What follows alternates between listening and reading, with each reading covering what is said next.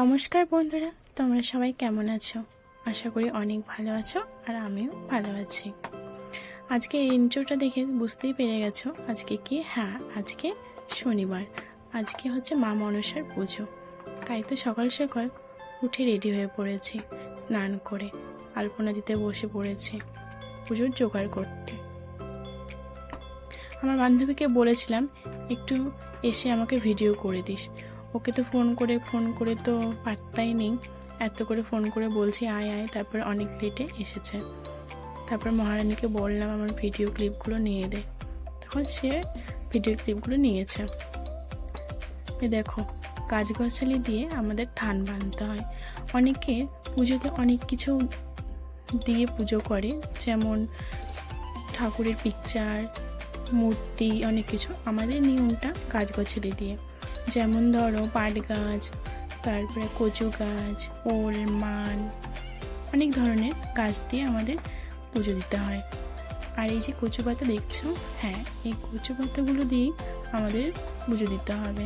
এই কচু পাতার ওপরে আমাদেরকে পাষাণ বসাতে হবে, তারপরে ফল মূল যত যা সব এই কচুর পাতাতেই দিতে হবে। এটাই আমাদের নিয়ম। আমার ঠাকুমা, মা সবাইকে দেখে এসেছি ছোট থেকে, এইভাবেই তারা পুজো দিয়েছে, তো সেইভাবে আমরা পুজো দিই। আর এই যে ঘর বসাবো বলে ঘরটাকে সিঁদুর লাগিয়ে নিলাম, আর ঘটের শাখাটাকেও সিঁদুর দিয়ে দিয়েছি। এবার ঘরটাকে বসিয়ে নেব, তার জন্য কিছু দুব্বো আর ধান দিয়ে বসিয়ে দিলাম। আর আজকের দিনে না ঠাকুর মশাইয়ের অনেক ডিমান্ড বলতে সেরকম কিছু না, মানে তাদেরকে পাওয়া যায় না। নিজের পাড়া থেকে আর এক পাড়া গেলে তাদেরকে আর পাওয়া যাবে না। সেই সকাল বললে বিকেল, বিকেল বললে রাত্রি, তাদের এই অবস্থা।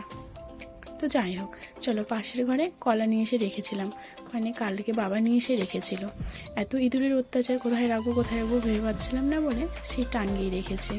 এখানে আছে 2 ছড়ি পাষাণ কলা, খুব সুন্দর তাই না? কলাগুলো কি বড় বড়।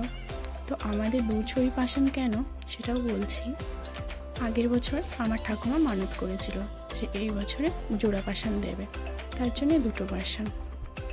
আর এই যে নৈবেদ্য দেখো কচুর পাতার উপরে দিতে হচ্ছে, ওই যে বললাম আমাদের সব কচুর পাতার উপরে নিয়ম, তার জন্য।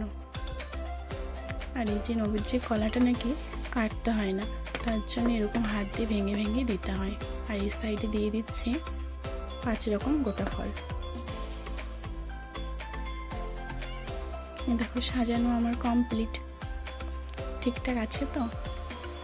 হ্যাঁ, ভুল আছে এখানে একটু, যেমন দুধটা দেওয়া হয়নি, এখনও দুধ আনতে যায়নি। দুধ নিয়ে এসে দুধ বসিয়ে দিতেই দেখছি ঠাকুরমশাই চলে যাচ্ছিল ঘুরে।